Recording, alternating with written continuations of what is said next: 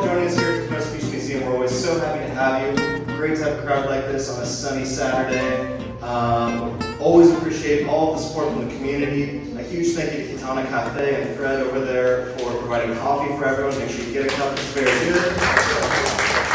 And without further ado, I'll pass it on to the star of the show, Bill and Polly.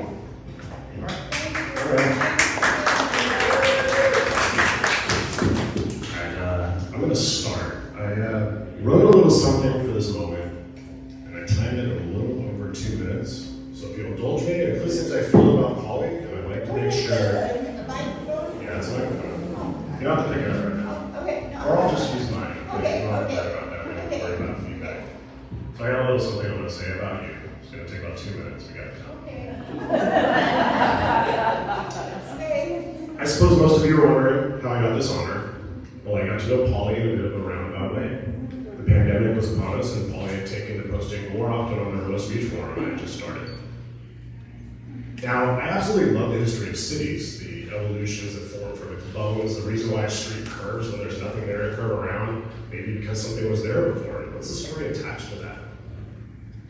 Polly is that historian to me. A gold mine of history we can access in a few other ways, packaged in colorful insight and great storytelling. When Polly started posting her takes on modern Hermosa in the context of how it was, I was fascinated and messaged her directly to please keep posting. She didn't know the impact she was having on the city. 500 likes on a post. I asked her about the Bijou Theater, but not just why it was the way it is, but I could ask her what it was like to be there as a resident, as a kid. I could ask her about the billboard, or the trains, or the Boatyard, and Polly could tell me. Polly should have known how popular she was. Her post got more likes than just about anything ever posted. She became a regular contributor, and I declared her the patron saint of Hermosa. A lofty enough title that would only stick to someone like Polly. And now she's taken her posting to a new level, having written a book, available here, and all of her stories and pictures. The book is wild, with a chapter named Starter Husband, and excerpts like, finally said to me one day, you ought to get that dog to obedience school. Another pickup line, but this one worked. Or, the place across the street was on fire. Someone had thrown a Molotov cocktail on the roof. The night watchman ran out of his house and someone shot him. Absolutely wild stories. So how did I get this honor? Well, when Polly gives her stamp of approval, you weren't honored at all. You are ordained. She's dynamic, she's smart as a whip, she's a firecracker, deadly honest, earnest, and when she tells you what's on her mind, you know that that thought will come from something that came from wisdom, from a life well led. So please join me in welcoming Polly Schneider.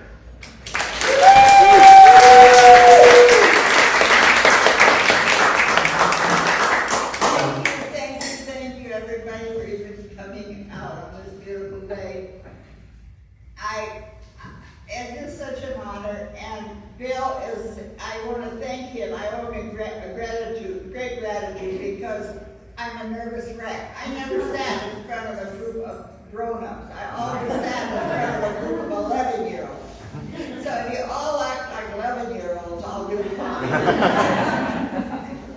And their 11-year-olds are really easy. You know, this is not easy. I couldn't sleep. I woke up at 3 o'clock this morning, and then I went to, Marion was going to bring me, and I called her 2 hours early to think I thought it was late. But I think it's because I never got over, what's that thing called where we have to change our time every year? Daylight savings time. I'm still on daylight savings time, and so I called her 2 hours early. That wasn't fair, so anyway. Oh, you're here. I'm here, okay, now I'm here, and Bill's gonna ask questions and I'm just gonna answer them. I'm not gonna give a speech. You're not 11, so I'm not gonna give a speech. I think the spontaneity of the moment is why people like you anyways. No, So, do we have questions that have been collected, or are we just raising hands, right? Just raising hands. Just raising Unless you have hands. anything off the top of your head. Yeah. I'd like to see if we have some questions. Has anybody read the book? Already has it? All right, we got some few hands there. Questions from the book? We didn't prepare a whole speech, obviously. We're we're doing this off the cuff. All right, there we go. Hi, this is gonna be kind of a weird thing to start off with, but do you remember when the high school district, South Bay Unified High School District, was disbanding and they decided to keep Mariposa and keep Redondo High School and have Hermosa Beach be given the opportunity to go to either one? Do you remember when all that happened? Maybe Bill does. I remember it vividly because I got two kids. One went to Redondo and one went to Mariposa. But a lot of people lied. That's all I know. I mean, my daughter went to Mariposa, our son went to Redondo, and both were great. They both did fine, no problems. And now I've got a grandson at Mariposa, so that is even more fun to see what's going on there. And, you know, a lot of people wanted their kids to go to one or the other. And so they got a different address. They asked a friend who lived in the other area for their address, and then they just got all their mail at that address, and then they got, I knew a lot of them. They just did it. I was always curious how Hermosa isn't taxed for the schools. I mean, Hermosa doesn't pay the parcel tax for the high schools. It's, you know, towards the high school. I don't know how That's how they got the vote passed. I don't know how it's working right now, but I know that when both of my kids were going to one or the other of those schools, people were getting addresses all the time that they could just use somebody else's address. So, you know, they just had a favorite school they wanted their kid to go to. And I'm sure, you know, the school district probably knew. Why not? They knew everything that was going on. What? Yeah? Can you talk a little bit about the nightlife in Hermosa? I saw like the Insomnia Cafe, Lighthouse. Were you going to these places? Were they popular? You know, I'm really sorry. You're going to have to realize that I'm 96 years old and I don't hear well and I don't see well and I can't figure out what you're talking about. She asked if you could talk a little bit about the nightlife at Hermosa Beach. Oh my goodness. Okay, here we go. When my husband and I got married, we lived in El Porto, and El Porto is now part of Manhattan. But we moved to Manhattan. We moved to Hermosa shortly after that. And first of all, we found the Insomnia. And I missed that whole thing they had here about the Insomnia. Did you come to it? Well, the Insomnia was opened by a guy named Bob Hare, and it was a coffee house. And in those days, the hippies had started coffee houses. So you didn't have to close at 2, you could stay open till 3. And so it was a fabulous place. It was right across the street from the, come on guys, help me. Lighthouse. Lighthouse. It was right on Pier Avenue, and that's what Pier Avenue wasn't a plaza. It was, you could drive on Pier Avenue, which was kind of horrible. And so we all went to the Insomniac because they didn't serve any booze. You could just go in there and sit down and play a board game or listen. The first person I heard sing there who was a waitress was Linda Ronstadt, and she was very, very young, and she would sing whenever she could when she was carrying the coffee around to the tables. And she's not the only one that started out there.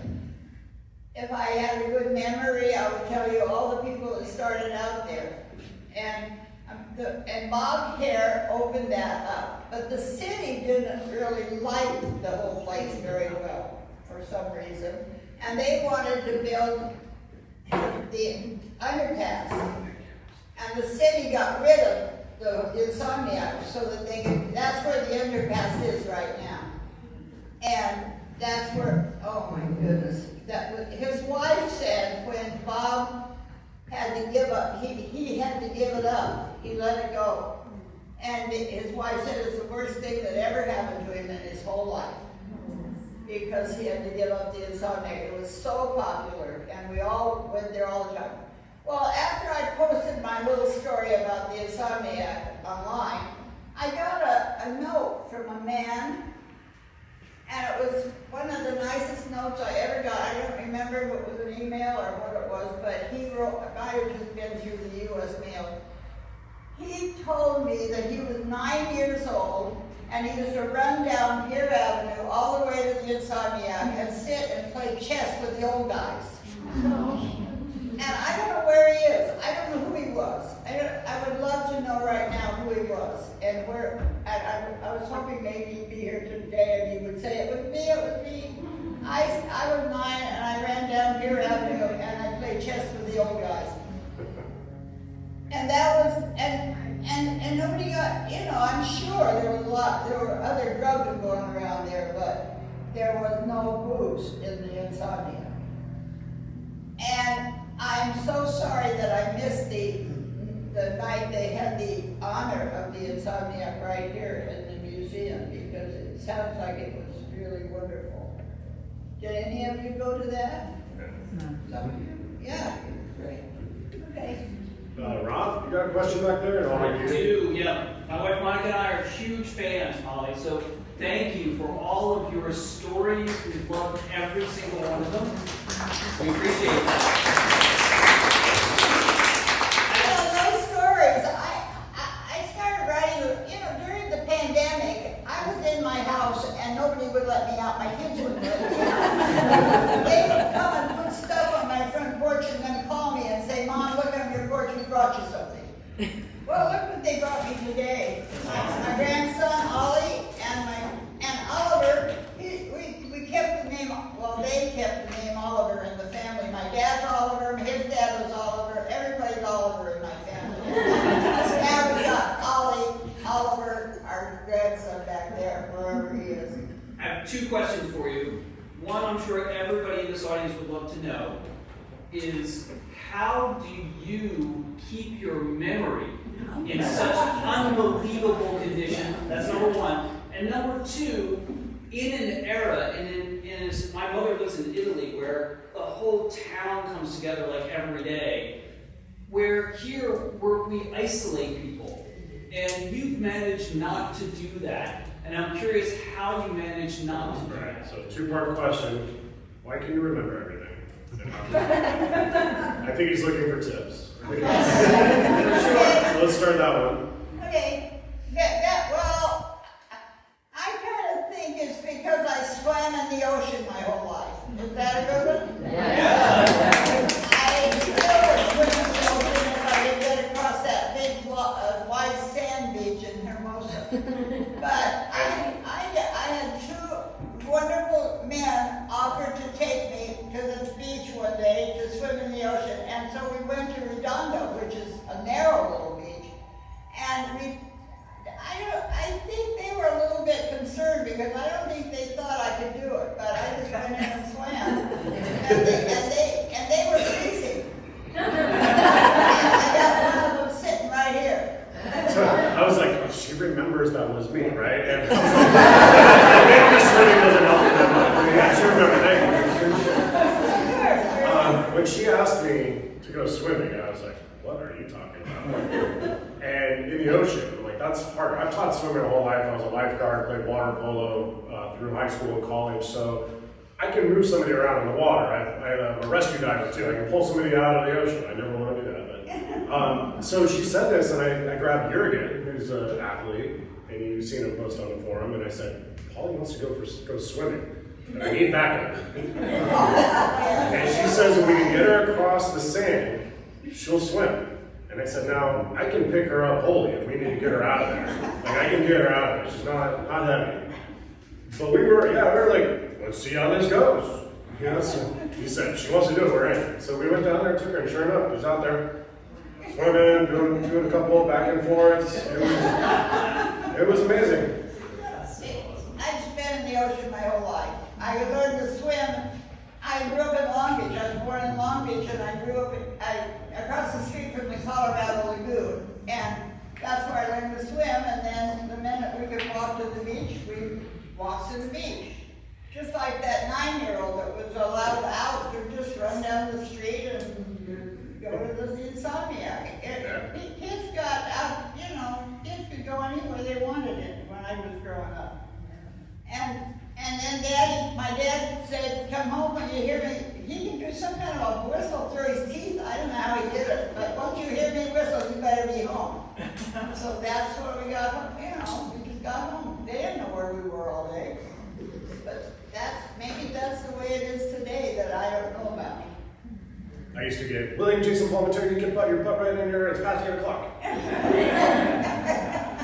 Alright, so there was a second part to that question, which was, help me Rob, it was like, how do you bring community together? Well, in our society, old people get isolated and put in, different places. You've managed to integrate yourself into our society, and as a result, obviously stay very young. So what's your secret to that, so that more people can bridge that gap?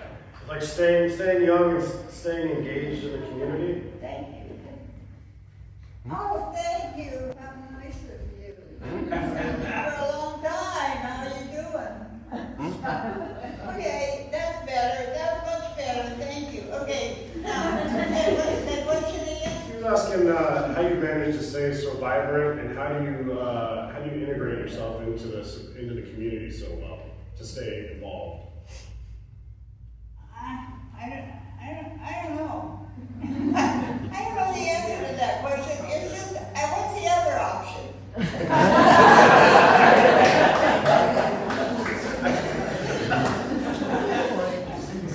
That's perfect.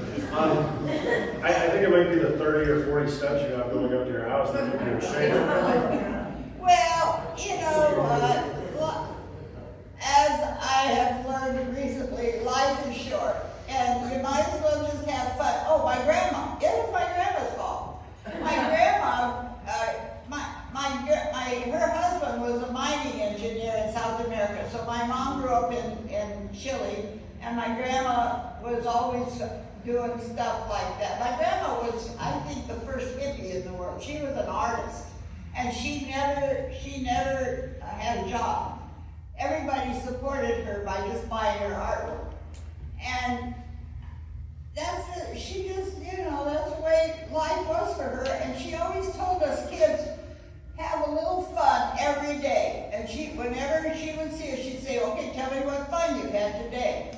And fun doesn't have to be like laugh and joke and, play around. It can just be little tiny things. If you have a little fun every day, it might be seeing an old friend, or it might be talking to somebody on the phone. It could be some dumb thing like that. But we all our grandkids had fun every day. And I think that makes a big difference in your life, if you just have a little fun every day.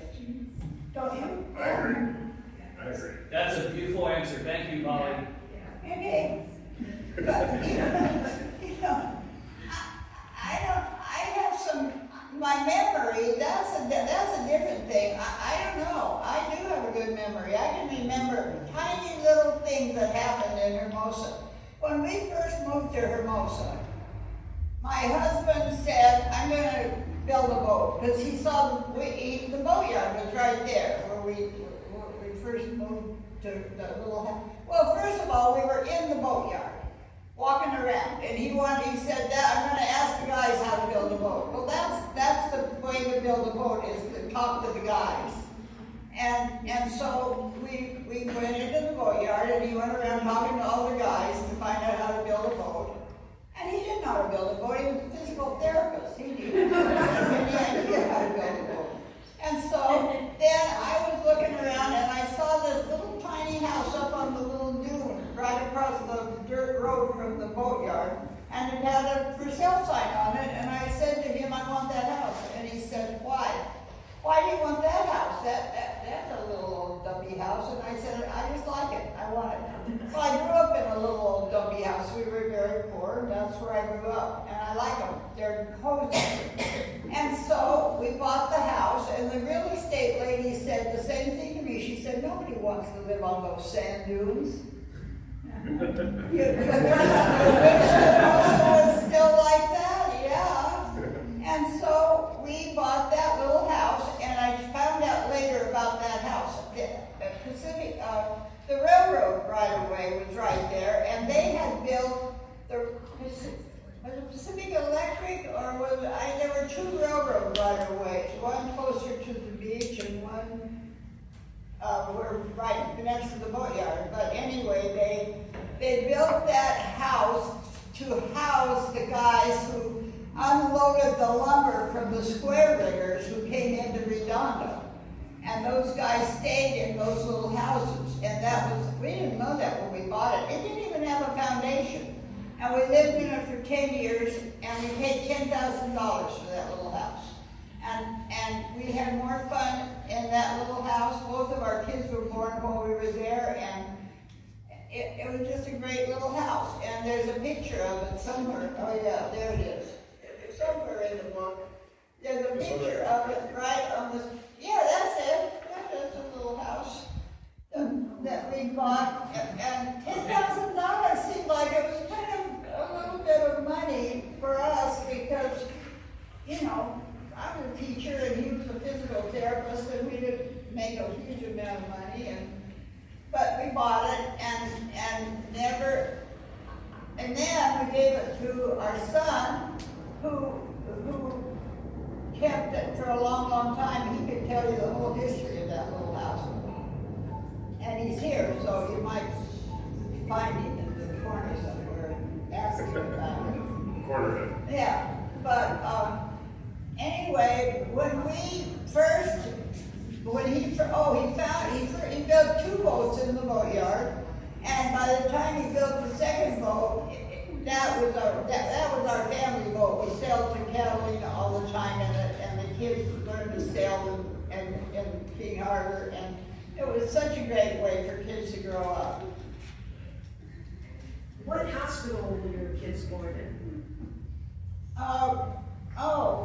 No, they were one in Torrance Memorial, I think. The original. That's kind of hard for me. Was it the original one on Ingratiot? And the nuns live in now? Say again? Is it the original hospital that was on Yeah, Ingratiot? the little hospital in Redondo. No. Talking about? Calpe. It was there, but you know, you have to go wherever the doctor tells you when you have a baby. And let's see, Torrance Memorial, I think they're both born in Torrance Memorial. There's a question right behind you. Okay, I'm Rose's friend Jackie. Say again? I'm Rose's friend Jackie. Rose's friend Jackie. Ro. Ro. You need. Oh, hi Jackie, where's Rose? She's gonna try to take it because she doesn't drive, so she's gonna try to take it. Oh, okay, well, tell her hi for me. I will. I taught with her in Manhattan Beach for many years, and I keep thinking we're gonna get together, but it hasn't happened We yet. will. You think? Yeah, oh yeah, I'll make her. Okay. Maybe we can organize that after this. It's another organization, right? Yeah, I know. You guys are. That'd be fun, I'd love it. I'd love Okay. it. Can you talk a little bit about the earthquake? I think it was a Long Beach earthquake. Oh, it's my earliest memory. And USGS really I was does. 3, I had just turned 3. 1933 earthquake, right. USGS really does want to talk to you about it. They want to know your memories. She's saying the U.S. What's that? The Geological Survey. Yeah. U.S. Geological Survey would like to talk to you about your memories of that Oh, earthquake. my God. He said no. Did you tell me that one time before? Yes, I did. You said no. I never say no. I never say no. Look at you. That would be fun. Yes, I'm sorry, but you're wrong. But see, I can remember somebody asking me about that, and I always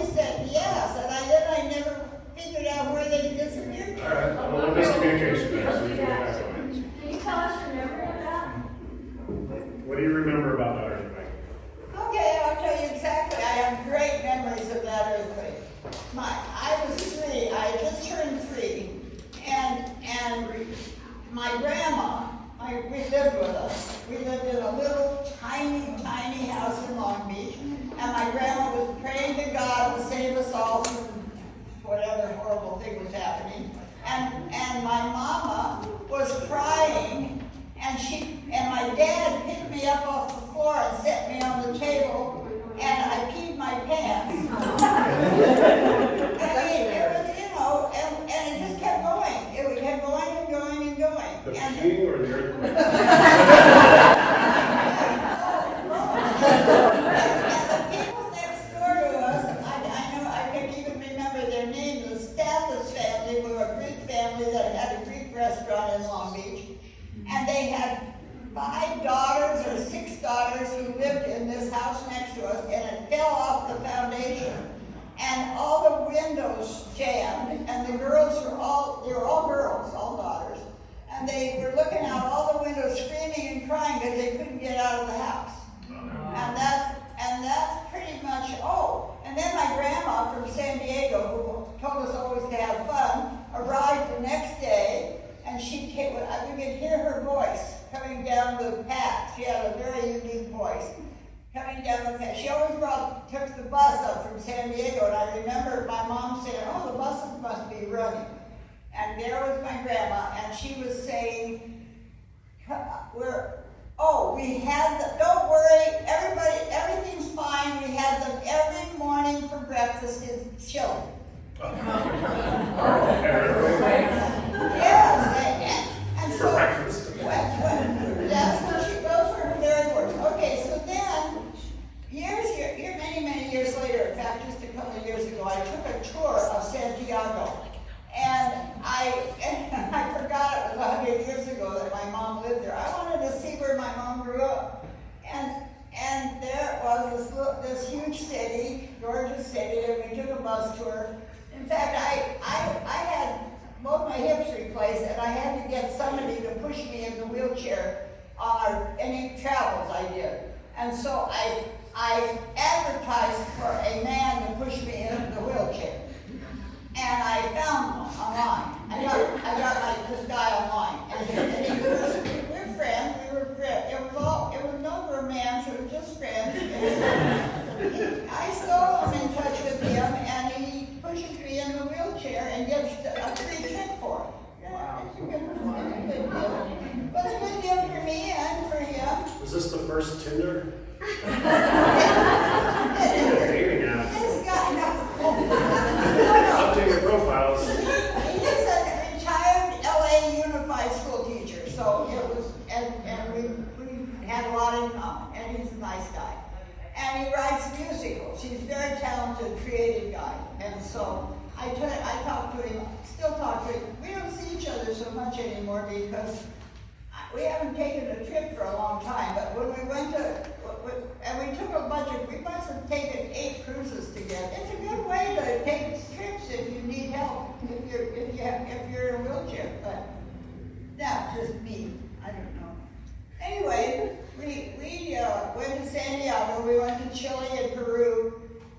And Peru is kind of interesting. The strand on Peru, I got pictures of the strand. We didn't go into Machu Picchu or any of those interesting places. We were right on the strand in a little town in Peru, and it was exactly like Hermosa Beach. We just sat on the strand and got pushed along. I got pushed along the strand, and there weren't any big, huge houses on the strand in this little town in Peru. There were just little houses and little businesses all along there. And I love Peru. Peru was fun. It was fun. One little bit of fun every day. Grandma, sweet grandma. Hey Polly, it's Mello. What was Hermosa Beach like in the 60s and 70s?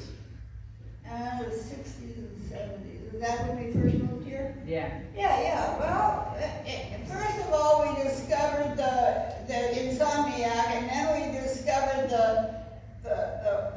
picture house. Because that was just a block up the hill from where we lived, and we could walk up. We could take kids to the picture house for some reason. Well, where's Melody? Melody wrote me a note, and she can remember standing there with her mom eating peanuts. Yeah. And I mean, I guess there's lots of kids that could remember being in the picture house, and the floor was covered with sawdust. Was that right? Yep. Yeah, and the guy that owned the picture house was, oh, am I gonna forget? I got it written down so I won't forget now. Someone remember the name of the owner? He had an odd name. He had an odd name, so I guess. Well, I got it. It's in that blue folder. Who's got my blue folder? But I can't read it. Someone's gonna have to read it. Yeah, it's up there. Yeah, it's all right. It's okay.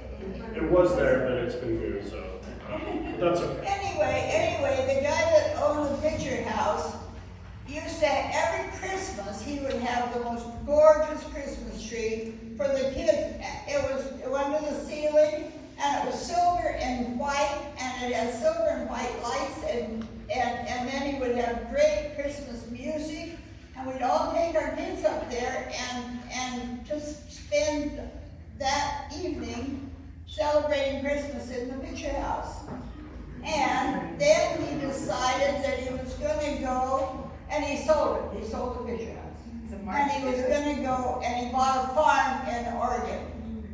And you want to hear the sad news? He was chasing a cow out in the field on his farm in Oregon, and he dropped dead. Isn't that right, now? Yeah. Is it Mike Bigger? Mike Bigger. Mike Bingo, yeah, Mike was on our council, on our city council, and he was also the mayor, of course, because if you're on the city council, you get to be the mayor too. And he, and so, okay, this is the best part of the story, though you haven't heard it yet. I got either an email or a letter through the mail one day after I posted the story about the picture house that I wrote. And it was from Mike Vigo's son. And he said, I remember when my father was planning that place, and it turned out to be exactly the way he wanted it. It was like an English pub. The whole family could go.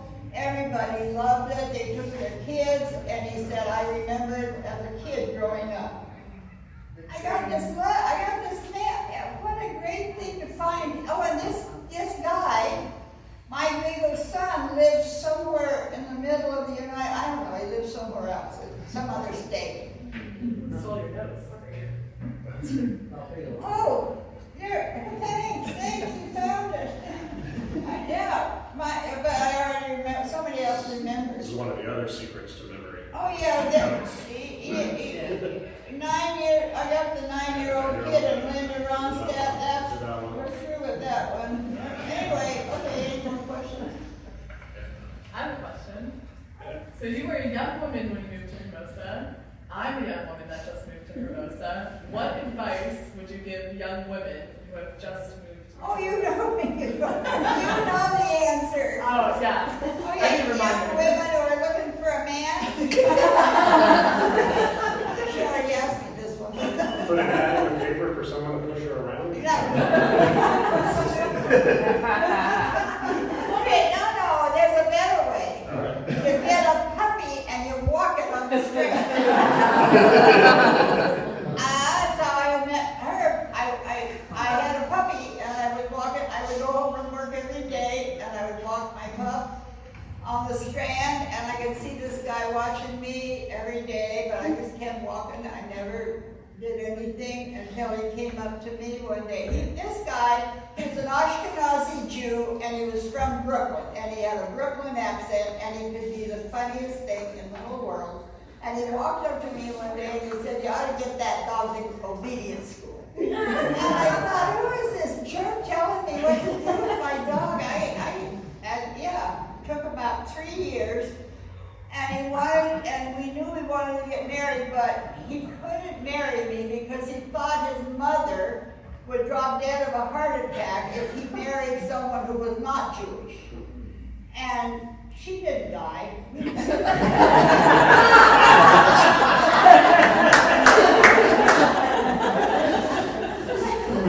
I don't know, that was funny.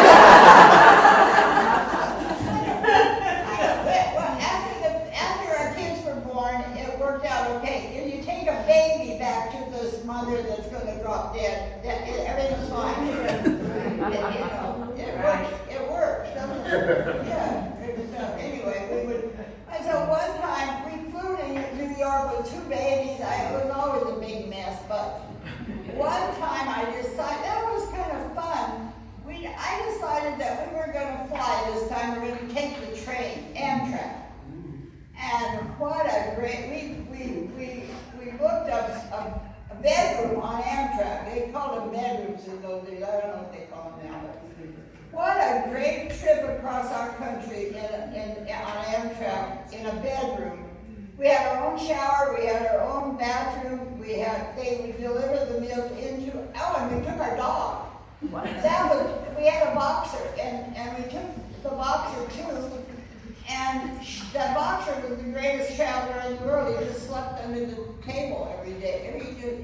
Then we'd get to the stop, and the guys on the railroad, on the train would get out and help her get the dog out and take the dog for a walk up and down the railroad track. Great trip across the country, the whole way, all the way. Try it one time. Take Amtrak across the country. When was that? When did you do that? When did we do that? About. Oh, well, the kid, I hate to say it in front of the whole world, but my daughter just turned 6. And she was about 10 when we did it. And our son was back there. I don't know, how old were you, Carl? When we went across the country on the train? Around 6. 6. That would be 50 years ago. Yeah, right, it was. It was a great trip, and I love, everything about that trip was perfect because they had good food and they served us right in our room if we wanted, or we could go into the dining car. Everything about that trip was wonderful. I have good memories of it. I don't know if the kids have great memories of it. How about, do you have a good memory of that? I remember we flew back because we didn't want to take the train.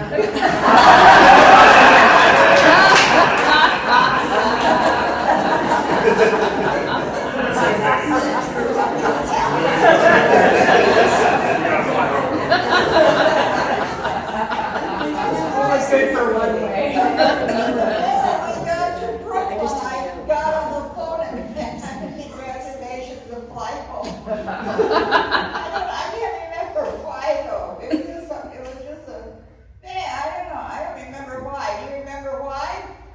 I just don't, I think we didn't want to take the train all the way back. You But were when we got only back to LA, they opened up the baggage Oh, compartment, we and got to our LA. dog ran out of the tarmac.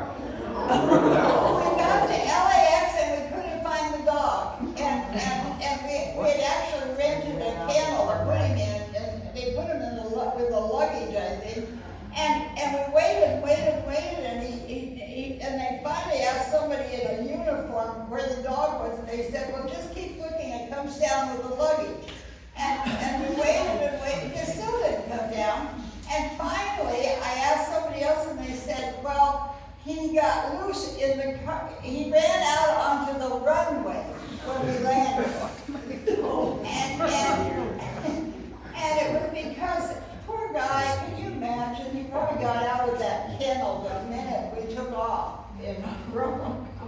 But then the guys, they said the guys are out on the field chasing him right now.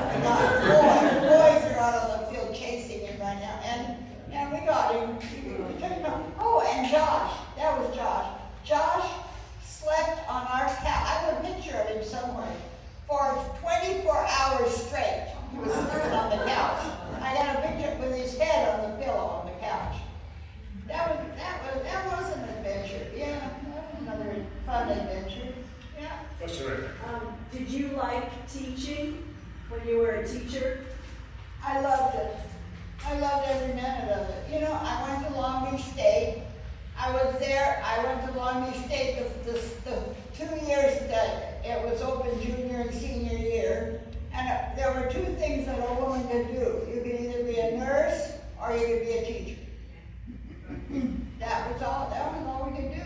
And so I chose teaching.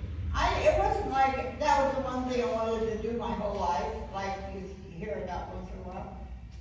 I was new at it, and I didn't know. I took, got my degree in education and I did it, and I taught first grade. I had kids that I had look me up and tell me what fun they had. You can't beat that, can you?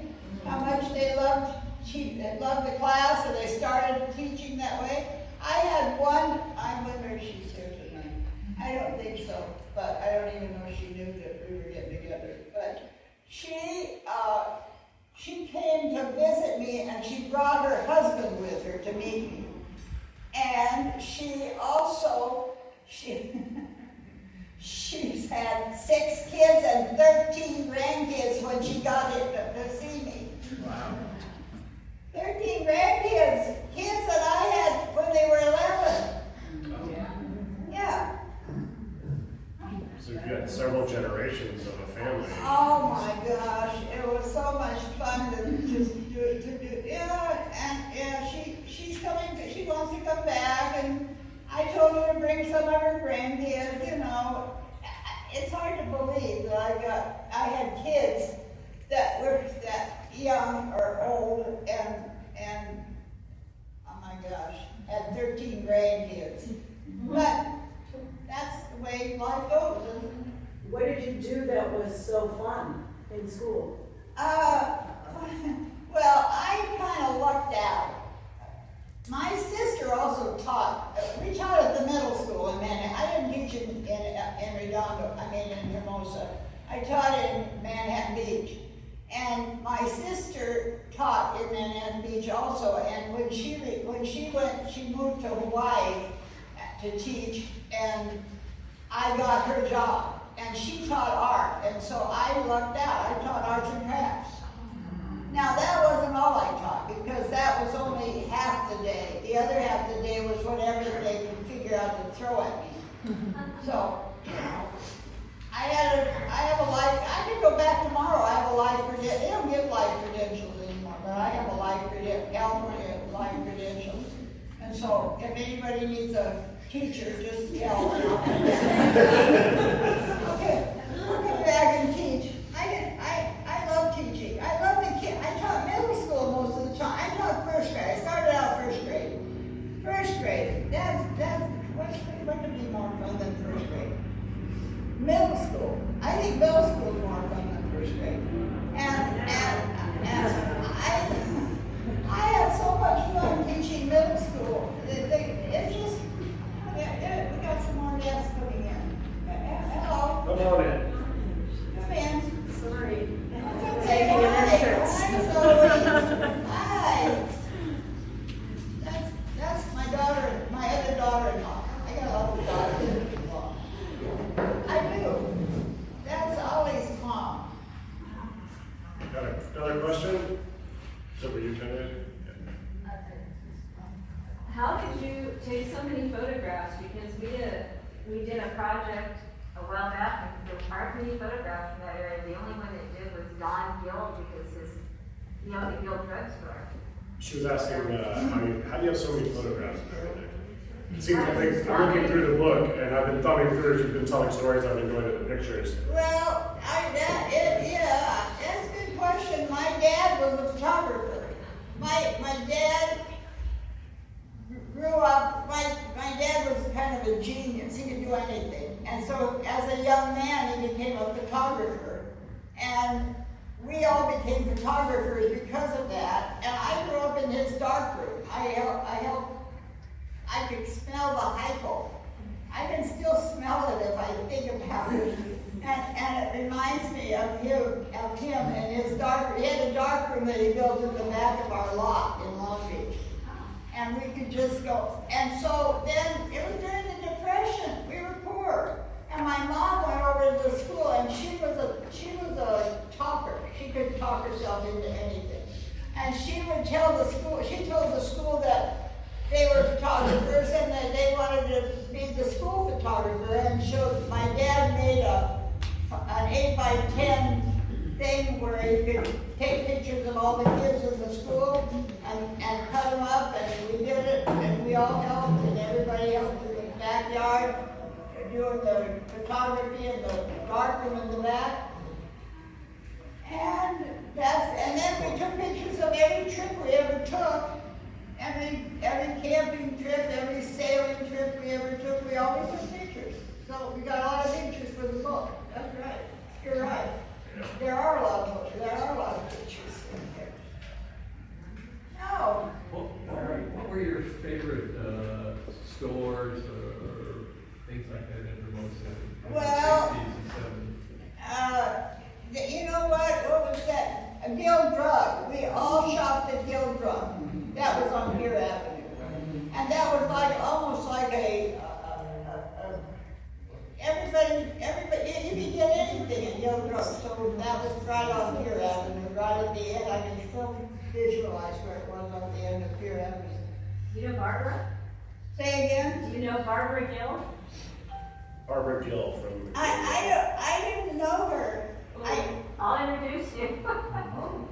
I think she's 92. She's saying that Barbara Gill is still around, and she's 92, and she could introduce you. Okay, that'd be fun. Yeah, because, listen, you promised me I'd meet Ro again. Yes, definitely. And so, now I got witnesses for Barbara. Okay? You've been put on I notice. promise. Okay, good. That's important. You know what? Bill understands. I don't know anybody in person in Hermosa. I only know from the forum or from Facebook. And I know I've heard other people say that too, because when the pandemic came along, all we had was the forum or Facebook. And isn't that right? Yeah. Well, I mean, yeah, a lot of people were disconnected from socializing, and that was one place. Well, maybe I can't remember. Now, see, I can't remember any. Well, I can remember a lot of stuff. I started these stories when the pandemic came along. There was nothing else for me to do, and I kept having these memories of when we first came to Hermosa, and I started writing them. And that's how the stories all started. Then I posted them on Facebook, and I started getting nice comments about. Hundreds of comments and hundreds of likes, and it was some of the most popular stuff we've ever had on the forum. And still to this day, if I bring up the ranking, it's right up there with everything. Yeah, well, Bill knows.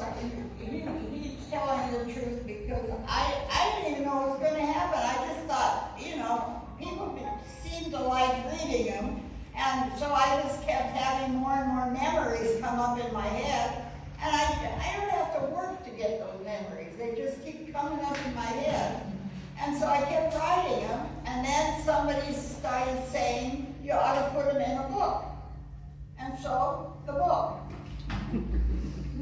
There it is. And I added a few little extras, memories at the end of the book, because I just kept having more and more little memories, and I don't know if I'll have time now to get more memories to start another book. I doubt it. I mean, come on, 96, you think? I don't think I'll have enough to do. This would be a great memory. I don't know, you told like 10 stories today. Yeah, but I think that they might all be in there. I'm not sure. A couple I recognize, some from the forum, some from coming through here. Yeah. There is a whole section of assorted memories here at the back. Yeah, there are a few more at the back that I just added on because I kept remembering more and more stuff. But I don't know how that works in my head. I really don't. It's kind of, and I've always kind of been a storyteller, but all those things are absolutely true. Every one of them. At least they're true in my, the way I see the world. Yeah. Do you have any stories about hippies in Hermosa in the 60s? Well, that was what started the insomnia. And I'm so sorry that I missed it when they honored the insomnia here at the museum, because it sounds like it was a fabulous night, but I don't know how I missed it. I can't figure out why I wasn't here. We can do it again. Was it good? Yeah, we can do it again. Yeah. It was, because the young people all came, now there's new people. Well, what specifically about hippie culture in Hermosa Beach? Like, is there something in particular? Am I Well, you know, I used to come from El Porto. That was when I still lived in El Porto. And I used to come all the way down to Hermosa because it seemed like it was so much more fun than El Porto was. Or Still is. there was the thing, you know what, the thing that I thought about thinking about this get together is that a lot of people in Hermosa are saying now, I wish it could be like it used to be in Hermosa. I wish we did get back the old Hermosa and I even thought that myself. But it's impossible. We can't get back the old Hermosa. It'll never be that. The hippies will never be back.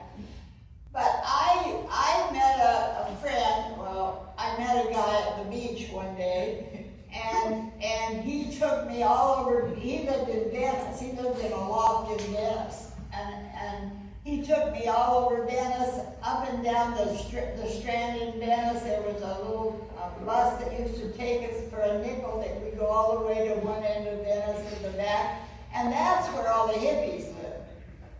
And there was a lot of artists there. There were a lot of printmakers there. I have a printmaker. There was one printmaker there, Newman. I think his last name was Newman, that made all the posters for everything that went on all the time. Whatever the hippies did, all the concerts that went on, he made the posters.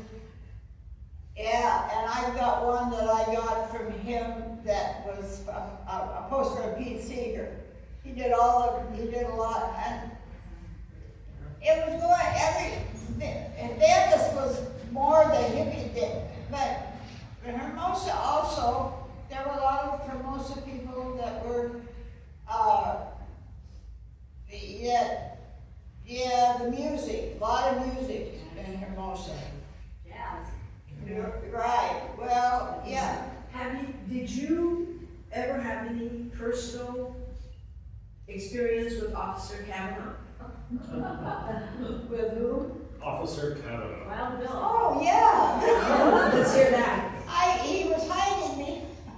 He was hiding behind a building, somewhere right off of his PCH, and he got me, and I was so furious. He gave me a ticket for something I didn't think he should be hiding there, but he was. Polly, let me ask you, for those of us, I don't know Officer Kavanaugh.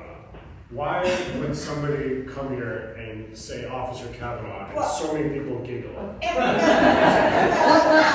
went to the court and just talked to the judge. I went to the court and everybody there there were 7 people out of about 8 that were there because of Officer Kavanaugh. And they were all as mad as I was.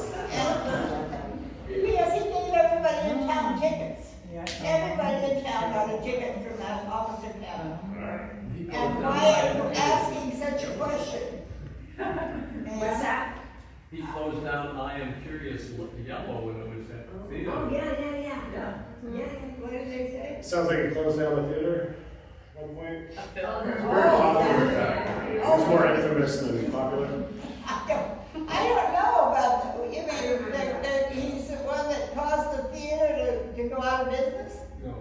Oh, he shut down at night? I Am Curious Yellow was a movie that the city At the time. indecent. There was a movie called I Am Curious that may have been thought of as indecent, so he shut it down.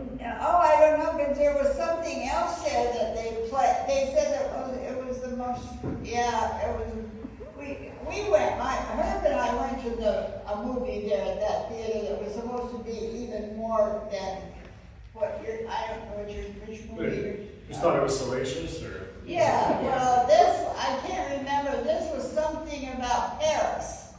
You remember a movie? Last Tango. Last Tango in Paris. Marlon Brando. What was the name of that movie? Last Tango in Last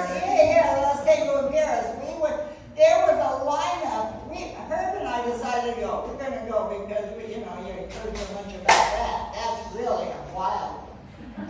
And so we got down there, and there was this huge line all the way around going out the theater door, and nobody was looking. Everybody in town was here, but everybody was looking at the floor. Nobody wanted to look at anybody else there. And you know, now that I think back, there have been a lot worse ones since then. There wasn't much of anything at all. But I can't even remember if it had a plot. Most movies have plots, but I don't remember. Do you remember it? No, she just. I was underage. She's looking at the floor. Barbara, you got a question? Hey Polly, it's election season this year. Can you give us some examples of past elections that have been funny, sad, caused a lot of fights? I do remember a story about that. She's asking about city council elections and how it would go down here in Hermosa Beach. Well, the big one I remember is the redevelopment agency, but that's a big, long story, and I wrote a whole long chapter about it in this book. I'll just start it off the way I remember it. I got up one morning, we still lived on Hill Street, the little house on Hill Street, and in the mailbox there was a pencil-written note, a little tiny pencil-written note from someone, and I can't remember her name, but maybe somebody could look, it's in the story that I wrote. She was well known in town because she kind of lived in the park where the windmill is, or was, or is. And somebody in town, I can't remember the whole story now, but anyway, they said, be careful, she slept in the park. And they said, don't bother her, because she has a house in town, but she's a hoarder, and she can't live in her house because there's no room for her in the house. And so she wrote this note, and it said, everybody, we have to be careful. We have to do something right now, fast, because the communists were going to come and get us all. And it didn't make too much sense, and it sounded kind of funny. And so we didn't pay much attention to it, but everybody in our neighborhood had gotten one of those notes, and it turned out that they had to start a redevelopment agency in Hermosa Beach. And the agency, the city council appointed itself as the redevelopment agency, which sounded a little bit weird at the time. But it was going to tear down all of our houses and build apartment houses instead of all of our houses. All of our little old houses were going to be torn down. And it was called there was a great word they used for that, neighborhood. But nobody, Bill, can you please? Don't stop. It was a great word. It made it sound like the neighborhood was falling apart. Every neighborhood was falling apart. And the end of town, the south end of town was going to be torn down. That was going to be that was it. I wish I could remember that word. It makes it sound really bad. But our little house, we were still living in the little house that didn't have a foundation, so maybe it was the bad part of town. And they were going to come down, and they were going to tear down all the houses in the south end of Hermosa. And it terrified us all, because they were going to, all the people who had businesses, like Melody's dad had his business in the south end of town. And everybody that was in the south end of town was going to be torn down, and they were going to find a way for the development. And it was kind of a scam that the developers had started. Doesn't sound like anything's changed. Huh? Doesn't sound like anything's changed. No. It seems like they designated it as blighted. Blighted, the blighted area of Hermosa. Blighted. We were in the blighted neighborhood.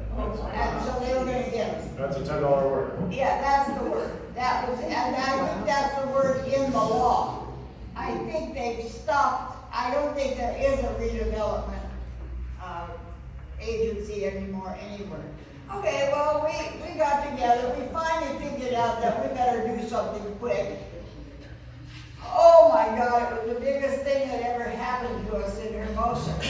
And so we all just got together and and because Herb could make anybody in the room laugh, and they all loved the way he talked, because they elected him as the head of this, our committee, our redevelopment committee, anti-redevelopment committee. And so we had to go like, so many meetings, and everybody was thinking it was terrible, we didn't know what to do. But we finally heard of another town. I'm gonna make this short, because it went on for over a year. And there was another little town in California that beat the redevelopment agency out. And so we found the attorney that they had hired, and we hired him. And we had to have a fundraiser, because we had to have enough money to pay our attorney. And we finally got him, and he came to a bunch of meetings, and he advised us to recall the whole city council. Wow. And we were ready. I mean, we were so powerful by that time that they decided to change the neighborhood that we were in, the blighted area, and go to a different neighborhood. And so then we knew we had it. And so that was the end of the redevelopment agency. The city council was the agency, and they all reran the next election, and they all lost. It says here you had a meeting with them at the community center. Is that this auditorium right here? The community, yes, that's the school. It says they have 900 seats. Auditorium, yeah, right. Standing room only? Right, oh my gosh, yes.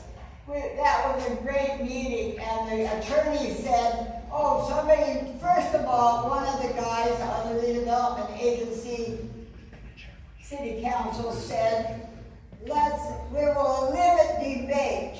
And the attorney said, if you limit debate, you're committing suicide.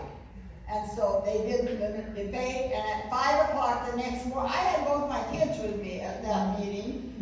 I'm sure they remember going to a bunch of meetings and they hated it.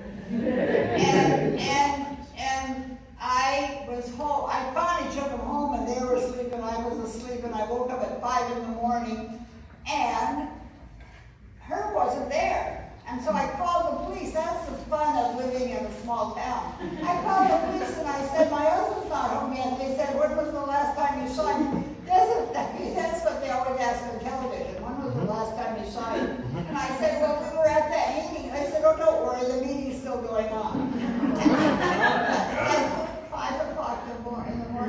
And so I went back to sleep, because I figured he's still at the meeting. He's probably still talking, you know. And then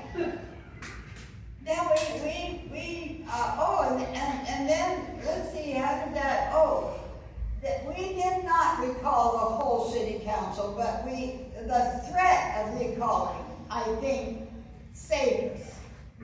Because it was, they knew we had an attorney. Okay, so then the next thing they did, they changed the neighborhood that was blighted. Yeah. Remember? You guys remember, I'm sure. Yeah, they changed the blighted neighborhood. They decided our neighborhood wasn't blighted after all, that they were gonna find another neighborhood that was blighted. Yeah. And then you teamed up with that neighborhood, right? Exactly. No, well, by that time, we knew we had pretty much won, but we had, and what am I leaving out, you guys? What's up? The height limit became a big issue. Yeah, it was at the same time. Oh, One of there the we go. reasons that they did that was that they at the same time wanted to increase the height limit. And that was when There you they were go. doing that in Redondo on the Esplanade. Right. So the whole thing was, go let us be the Esplanade. And that was, That's right. And you know what? A lot of that whole redevelopment thing was a developer's thought. they wanted to increase the height limit. And they're still wanting to, in Hermosa now.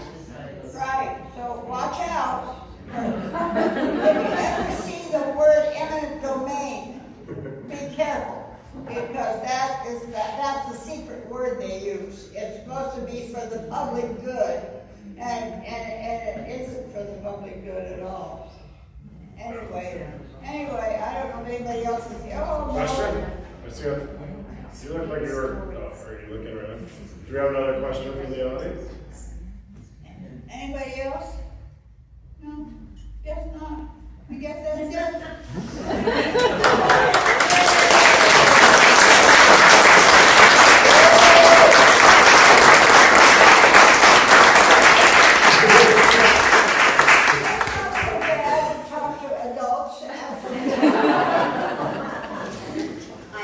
Is there what like final thought? If we're coming towards the end here, what kind of final thought would you want everybody to leave with? Considering what we've talked about here. Oh, you know what, you guys? Well, I already said one. If you ever hear them use the word eminent domain, you have to start fighting. No, you know what? So many things in Hermosa over the years we've had to fight for, and it takes everybody in town. When we were doing this redevelopment thing, that a whole bunch of people came from the south end of town to help us. And we said, how come you, I dropped the lid. Don't worry about it. How come you came? I had a friend who was in the south end, and I said, how come?